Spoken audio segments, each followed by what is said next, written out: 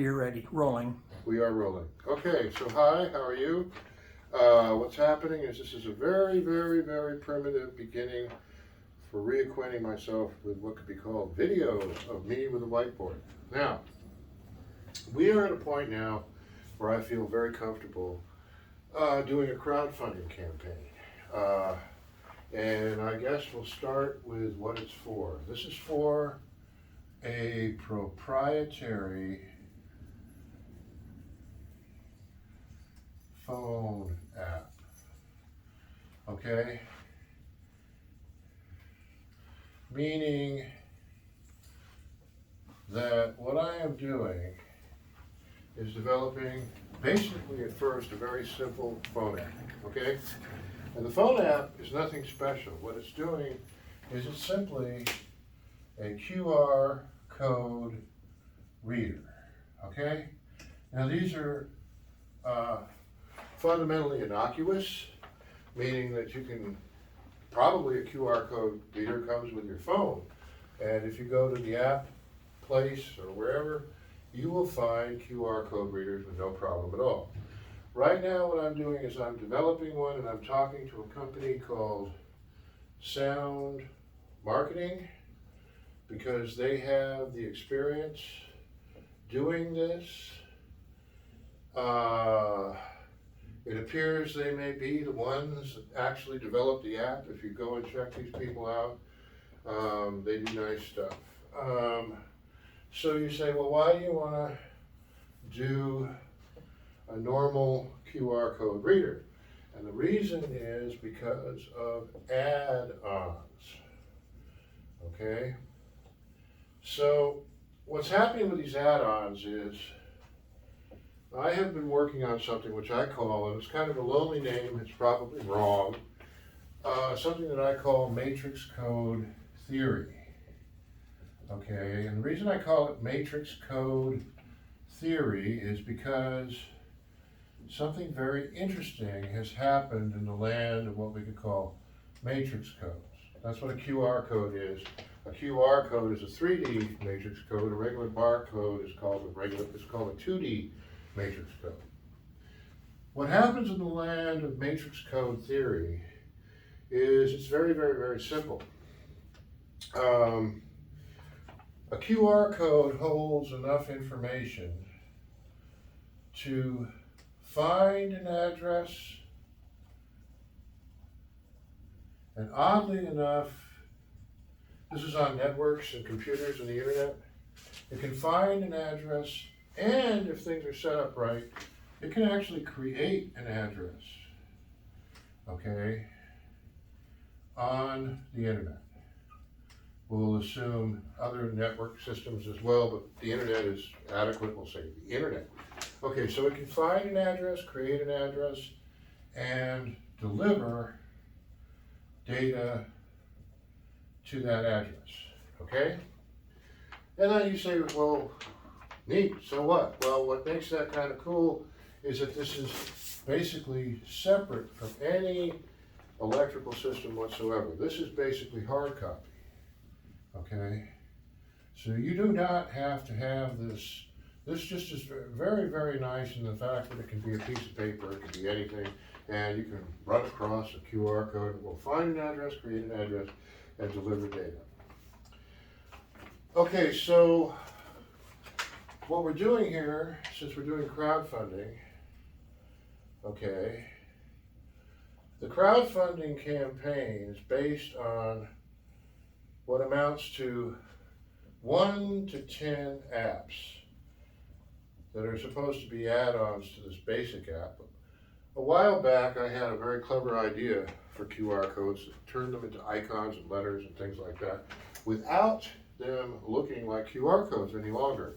And this was a simple, maybe 4-step process added to the regular QR code reader and the regular way of doing things that could be very useful in graphics if QR codes were in fact logos and letters and things like that. Found out that basically there were 2 patents already filed for doing something similar. However, my process for doing this was basically far simpler, and although a little less elegant, maybe perhaps, was actually, you could do it right away, you could do really cool things with it. Okay, that's maybe where we started, and I've been on this journey ever since where I just keep developing more and more apps. How do you make this useful right away? How do you turn this into a product? Oh, here, the amount that we're trying to raise is we're trying to raise $400,000. Now this may be done with one campaign or several campaigns. The reason I'm aiming for $400,000 is because this first app, when I showed it to a fellow who was running a tech incubator in Seattle, he told me, hey, that is basically a really cool app, and I think I can probably find you a $500,000 investment to get going on that. And that's basically the startup cost kind of figure is about $500,000. It seems like when I've talked to lots of people who do things, they usually start at about $500,000 to do anything serious. The reason I'm doing $400,000 instead of $500,000 is because I have very simple arithmetic that works from what amounts to, we'll call it the 4 times 16, etc. model for things that I'm packaging and selling as products that complement this QR code reader.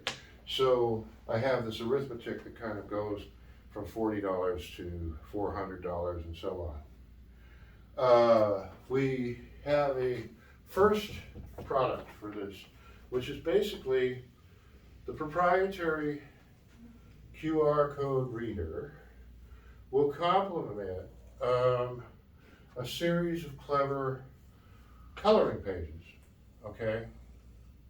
We can call these coloring pages or documents or catalogs or whatever. Let's see, we could say Chilton is a great example of where basic line art of cars and other things, you could add 1 page, 2 page, a variety of content to manuals that are already online kind of quickly if you use the QR code process or find them or do other things. In the land of coloring pages, what we have is we have QR codes on the coloring pages. We'll say they're for kids. That will send you to places like Wikipedia, Smithsonian, let's see, National Geographic, UNESCO, things that complement education and complement literacy and complement sanity really nicely. And these coloring pages I'm kind of doing myself, right? I'm drawing a whole bunch of these guys. And there's also a world of comics, oddly enough, where this could be really kind of cool. Okay, so in the world of kids and things like that, there's games and other things that you could do. So we could pretend one of the things I've got going is retro spaceships made out of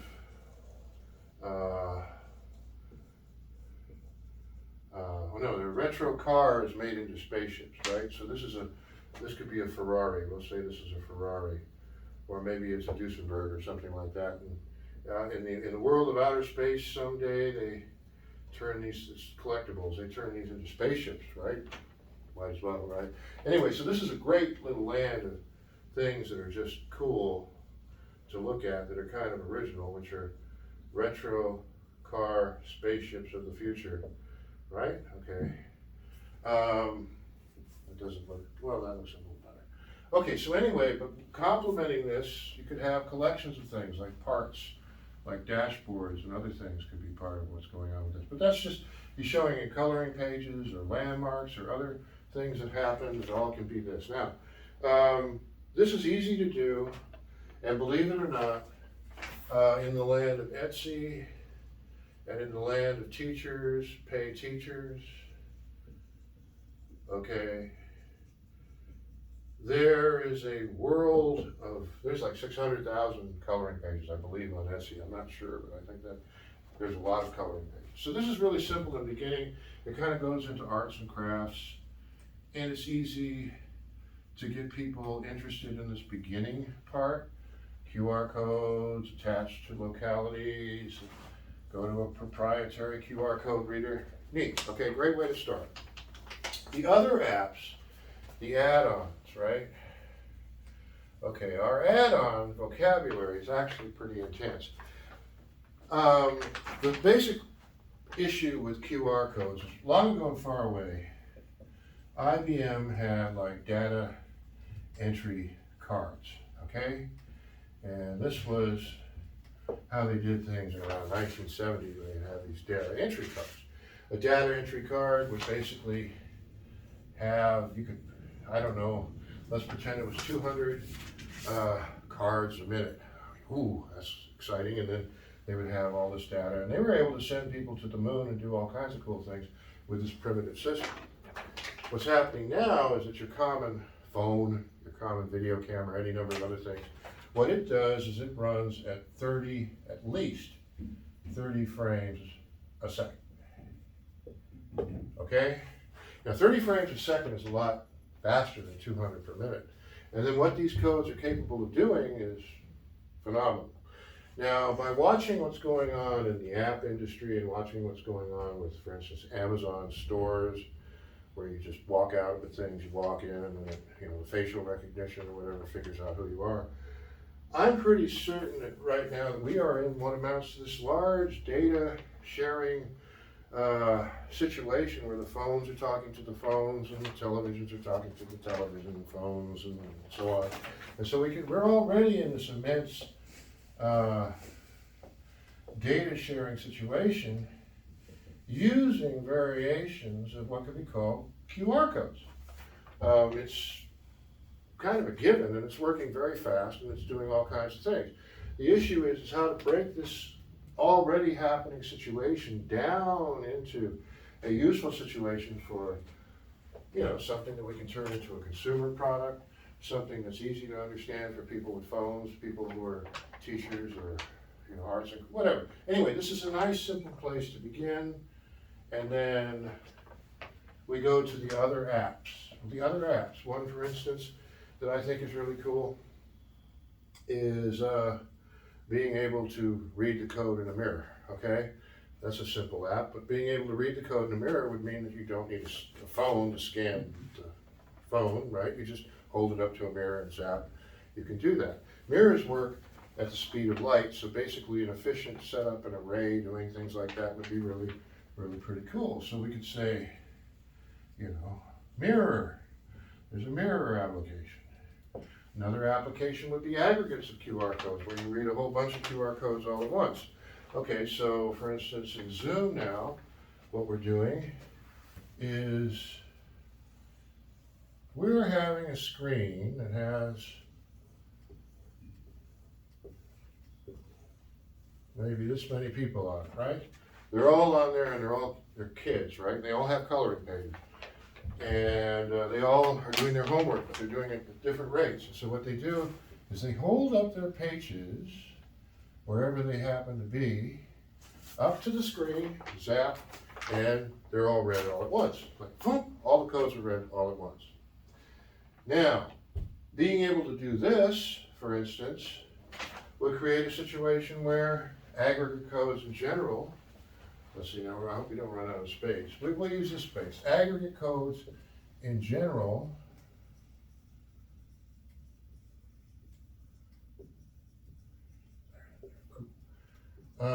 aggregate codes in general are powerful, meaning that we know that a QR code by itself can do lots of things, but when you put them together,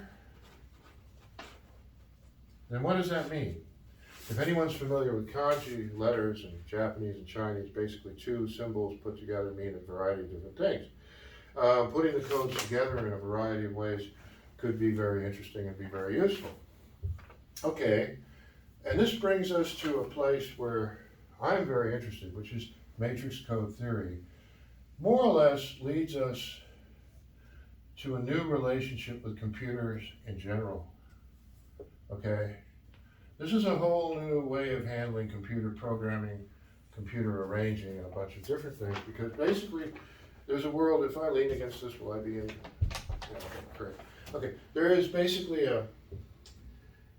how would I put it? These little guys here, the QR codes, you can back engineer a system without changing the content and add this as basically a feature of the content. Meaning the content can be found, retrieved, moved around, but you haven't changed the content. You've added this feature to what's going on. This is separate. And since it's separate, it means it can have a relationship with all manner of computer technologies that are already in place while creating a new computer technology. What makes this interesting is that the QR code technology as it already exists has been provided by a company called Denso, okay? So Denso is a real company, and Denso is a derivative of Toyota, and they were very nice, and they just basically let everybody do QR codes as we understand them. But they've been applied now since day one, meaning there is no first QR code, right? There isn't like an A QR code, unless Denso's sitting on one, which would be kind of interesting, but it's all pell-mell and out there, which means that basically back engineering and providing a kind of a 1 and a 2 and doing a new form of indexing, we'll just call this indexing, I suppose, could be really trippy and interesting. It could, I think. Now, when we talk about QR codes, we're talking about matrix code theory. You can also make your own matrix codes, okay? So we're in a land now, and some of these apps that I'm thinking of are kind of for kids or for grown-ups, where you just kind of make up your own QR codes. If you look at, I don't know if it's Instagram or Snapchat, but the one with the ghost, basically they made their own QR code. There's a bunch of people that are kind of doing that stuff, or have been for a while. So let's just say that it's possible now to make your own vocabulary of little QR codes, right? And they could be anything. Where I'm going with this, actually, is, I'm going into a land where I'm going to do personal art, graphic art, and I'll be turning some of that into NFTs because NFTs are kind of cool. And I think actually that my NFTs are kind of slightly superior since they're based on matrix codes anyway. But if anybody remembers or has heard about Paul Klee, for instance, or any of the Bauhaus artists that started out with theories of graphic art, theories of all kinds of things, we're basically, if you care as an artist,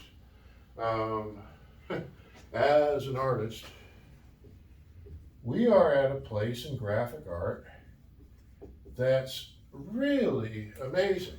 I mean, it's a really amazing thing. If you can create your own QR codes because you have a matrix in the background and the computer understands that, then this could get really creative and get really kind of special, right?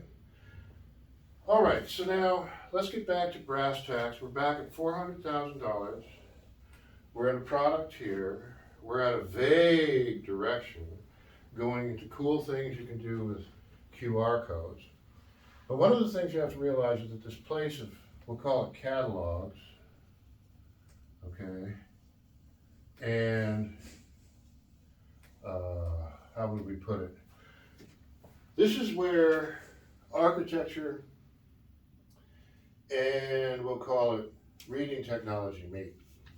Because in the sign industry and in other places, we'll call it smart furniture, for instance. You can have smart furniture, and the smart furniture talks to other things, like this is like this has chargers and solar panels and lighting units and other things. All of these things taking up less and less space as time goes on. Each one of them controlled by some little tiny thing, basically, that is read with QR codes and talks to the rest of the system in a nice, efficient fashion.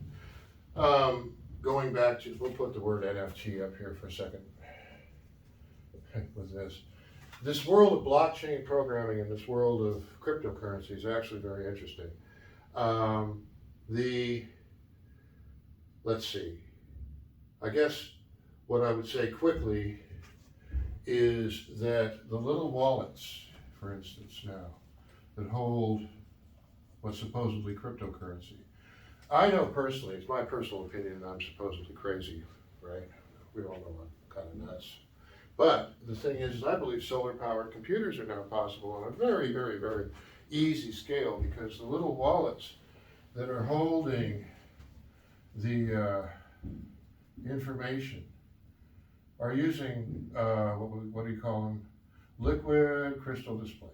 Okay, the liquid crystal display can rapidly show QR codes to what amounts to a very cheap reader, right?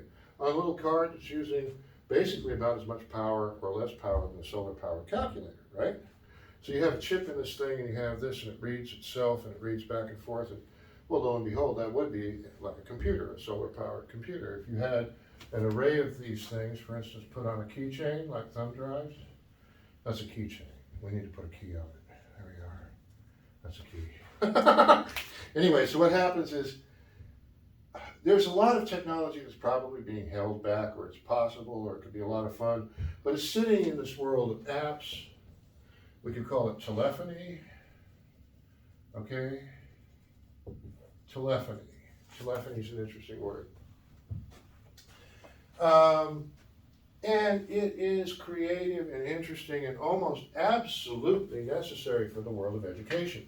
Because I don't know if anybody's noticing, but sanity and literacy are now very, very important for raising your kids according to a schedule now that we understand, which is about working at the speed at which Greenland is melting. So we'll say teachers pay teachers and Greenland, okay? Sane teachers, sane students know that Greenland is melting. They know that climate change is happening. They know that all of this is going on. And the industry of what we could call car parts and robots and telephony and things talking, the furniture talking to the television and other things like that. Basically what's going to be happening is we know that QR codes are really, well, they work for back engineering and they work for forward engineering. They aren't going away. So this whole little vague kind of, it's not that vague. What I just said is not that vague, because basically a proprietary phone app, starting from the idea of being proprietary, working with QR readers built for the concept of add-ons, is the right direction to go. This product of catalogs, coloring pages, technical documentation, in fact, we should just call it technical documentation, is basically very important. Because basically, if you wanted to talk about it, basically, the internet is like a giant technical document.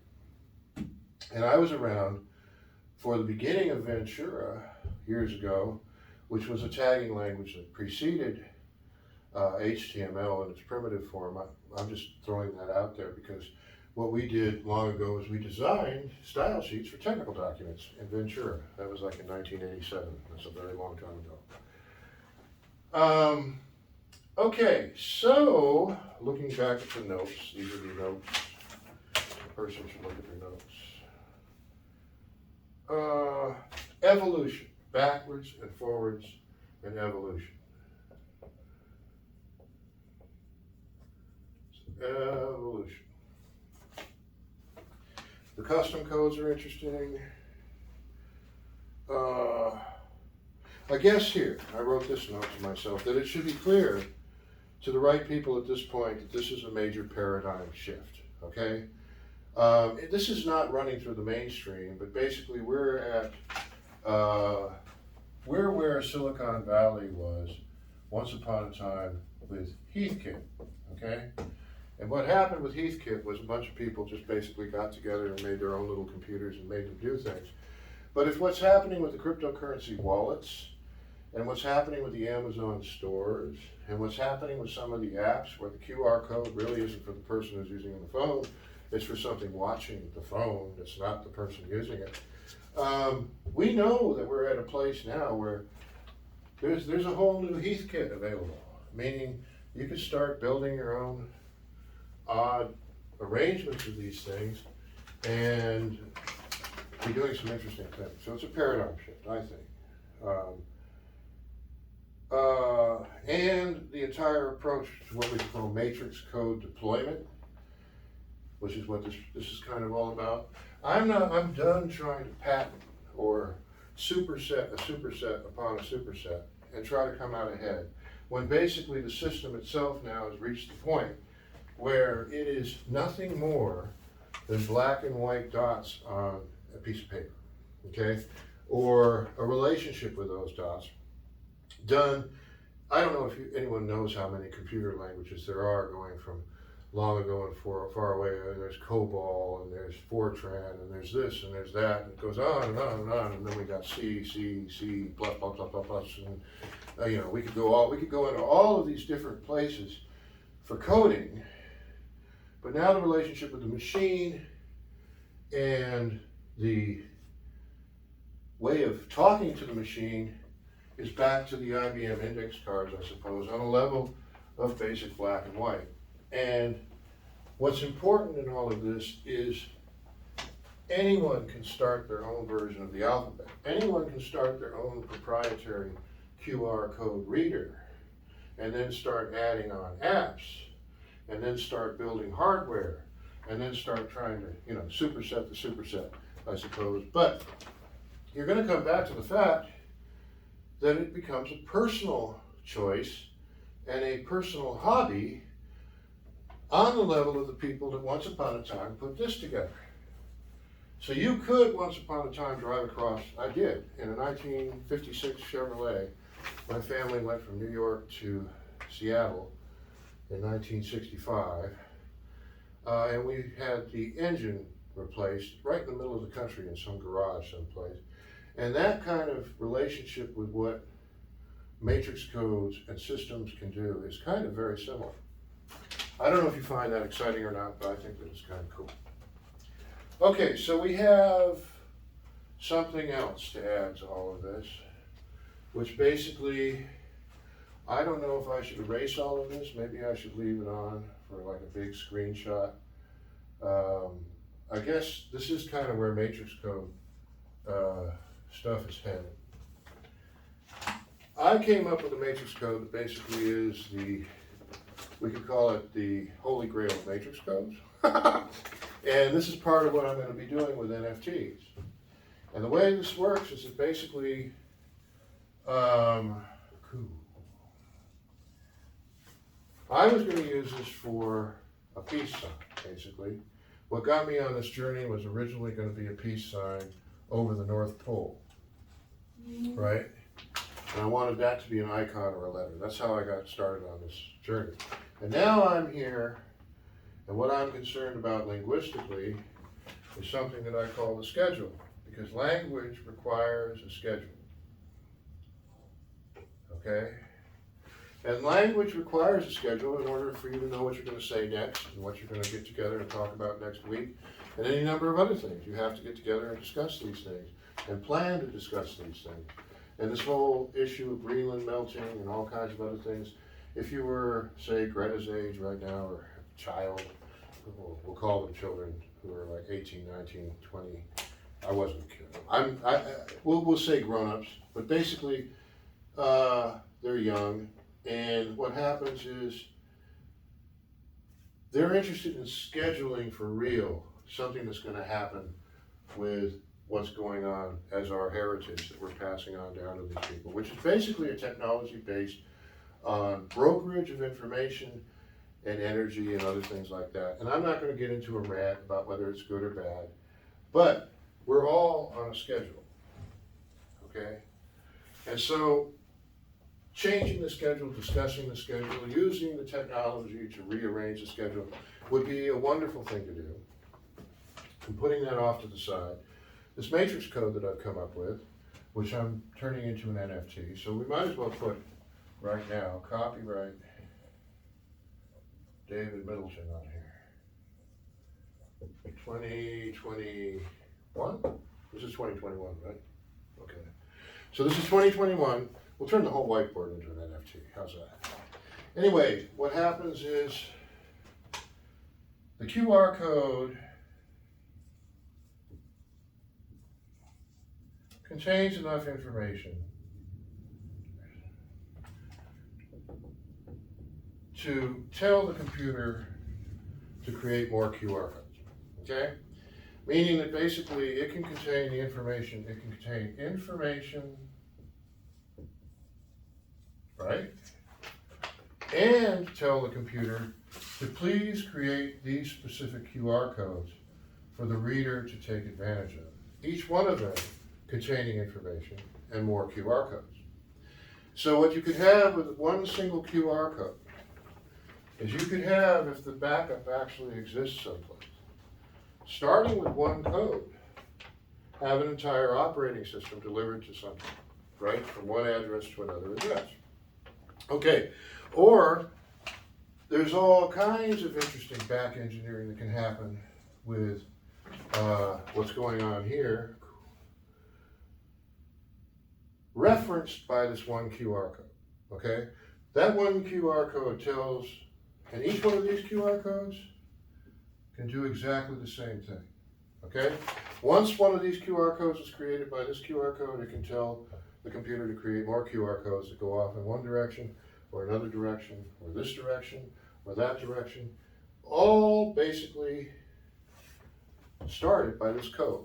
And what makes this code interesting is that basically it can be hand drawn.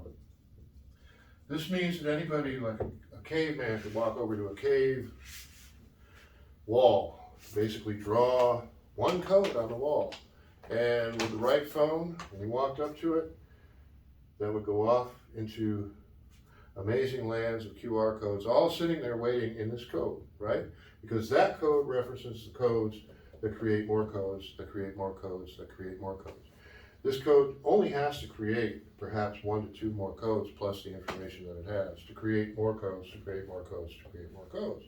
The only thing now that's holding this up is the speed, 30 frames a second, that this process is happening, okay? So I am claiming this process, and I am claiming whatever's original out of everything I just said. Maybe some very bright middle school student someplace has already done this, I don't know. But what we have is we have a situation where this is very cool. And this is a very cool form of NFT. And this is a very cool add-on to the proprietary phone app. And this is a very, we'll call this a white paper. This is a topic worthy of a white paper.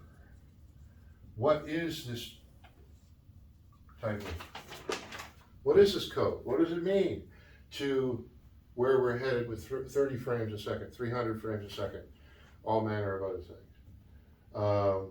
Hard to tell. So, that is it for now. And we're back to square one, $400,000 for a proprietary phone app.